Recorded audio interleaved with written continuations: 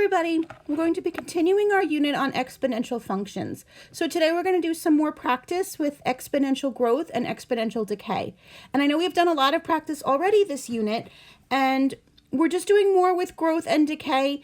The difference today, what we're doing is that the formula, you're going to have to use the formulas. We're going to have to use the growth formula, and we're going to have to use the decay formula, which we have used, but in the questions in the past, it's kind of already been written out for you, either in the choices or in the question itself. This time we're going to have to use one of these two formulas and write it out using the information given, and then come up with an answer. So just as a reminder, the exponential growth formula, we know we're adding that rate. So I'm going to highlight that in blue. There's a plus there. And the only difference with the decay formula is that we're subtracting the rate. So the formulas are pretty much the same, except for growth, we're adding the rate, and decay, we are subtracting the rate. Okay, so let's jump right in. Number one says, Sheba opened a retirement account with $36,500. Her account grew at a rate of 7% per year, compounded annually. She made no deposits or withdrawals on the account. At the end of 20 years, what was the account worth to the nearest dollar? Okay, so she opened it with $36,500. That's her initial amount, so that's going to be our A. Her account grew at a rate of 7%, okay? So 7%. We want to get that as a decimal. So we are going to divide by 100. To get a percent to a decimal, we divide by 100, and that gives us 0.07. So that is our R. And then our T is how much time has passed. So Sheba let this sit in the account for 20 years getting interest. So she's going to earn some extra money from the bank. So let's see how much she has. So she started with $36,500. And then we're going to use our formula. So parenthesis 1 plus R. 1 plus 0.07. And then that's raised to the T. And we know that that is 20 years. Okay, I'm going to type it into my calculator so that you can see, just in case anyone's having trouble typing it in. Okay, so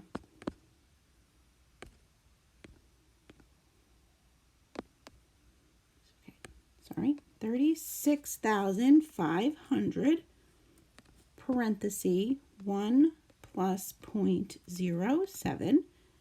And then to raise it to the 20, it's the number right below the clear or right above the division. Looks like a little up arrow. And then that's 20. So Sheba has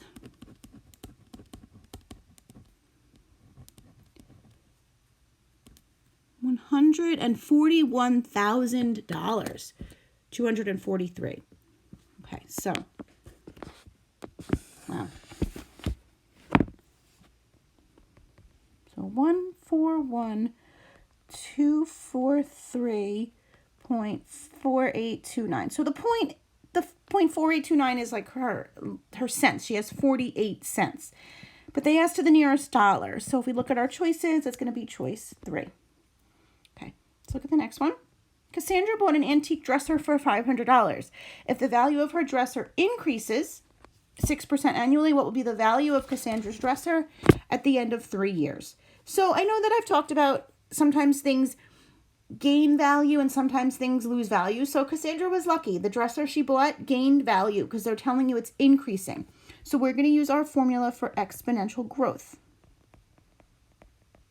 A is our initial amount. So Cassandra bought it for $500.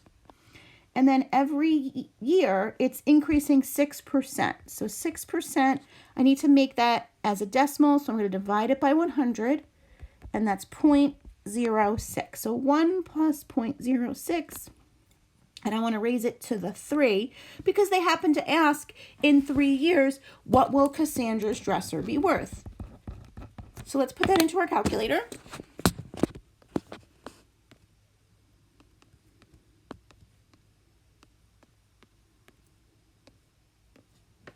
$595.508. So let's look at our choices. So 596, since we're rounding to the nearest dollar. It doesn't say, oh no, it does say to the nearest dollar. So if we want to write this just to see it, 595.508. The reason it rounded up is this 5 after the decimal place made this 5 that I just pointed to round up to 596. Okay. Kirsten invested $1,000 into an account at an annual interest rate of 3%. She made no deposits or withdrawals on the account for 5 years. The interest was compounded annually. It's a lot of stuff just telling us that we can use our exponential growth formula. Since it's an interest rate of 3%, and we know that when you're getting interest, your account is growing. So we'll use our exponential growth.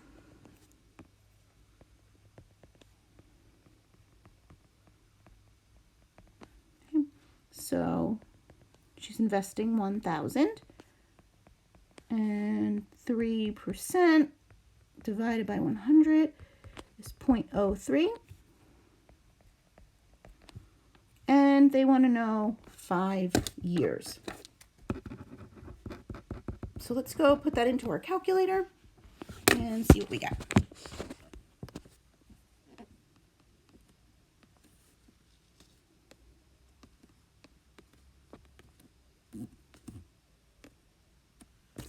$1,159.27.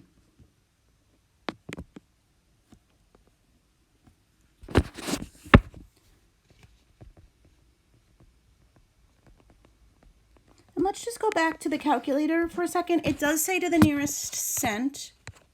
So notice it's 0.274. That 4 makes the 7 stay the same. Nearest cent is always 2 places. Nearest cent is always 2 places. So I have 274. The 4 makes the 7 stay the same because it doesn't round up. Remember, it either stays the same or rounds up. So just going to stay 0.27. Number 4, a used car was purchased in July 1999, a long time ago, for $11,900.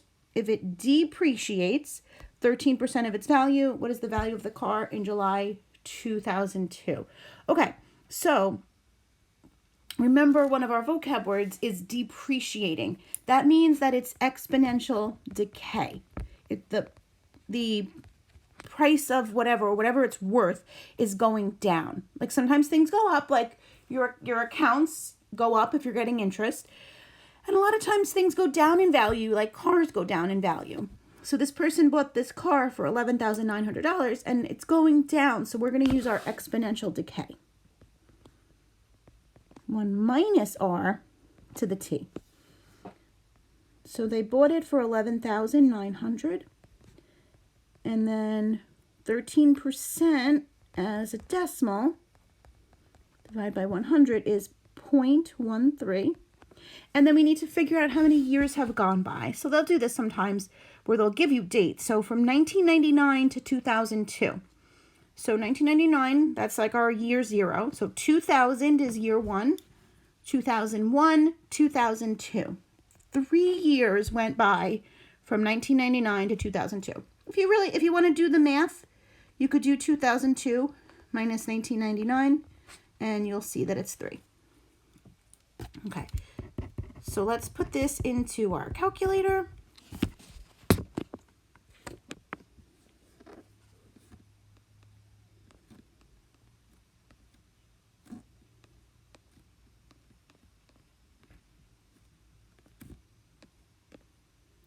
And it is worth 7836.1857. I forgot the rounding rule, so let's see. To the nearest, oh, that's a little tricky. The nearest $100. So let's write down our answer and then talk about it. 7836.1857. The nearest $100. If we look, where is our hundreds place? Let's highlight that. Our hundreds place is here. So that's where we're going to be rounding to. So is it 7,800 or is it 7,900? Those would be our options. Either it stays the same or it rounds up. Well, we look at the 3. The 3 is less than 5, so it does not make it round up. So it's not 7,900, it's 7,800 to the nearest $100.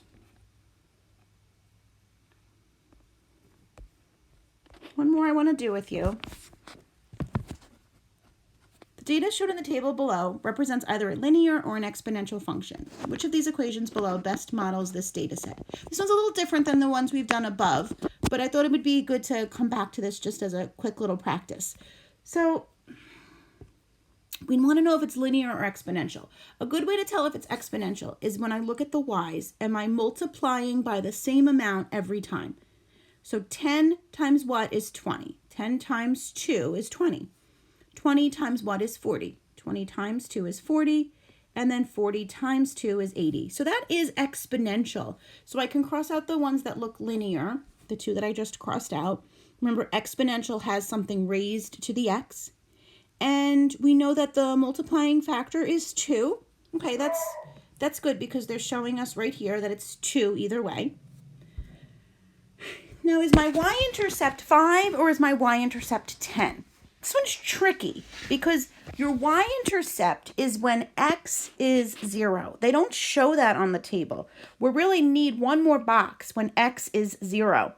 So when x is 0, if we kind of work backwards, 10 to 20, 20 to 40, if I want to work this way, I need to do 10 divided by 2, and I would see that it's 5. So my y-intercept is 5. Okay, so what I would like you to do for the rest of today's assignment is I have 3 practice questions for you to try on your own and submit these 2 pages.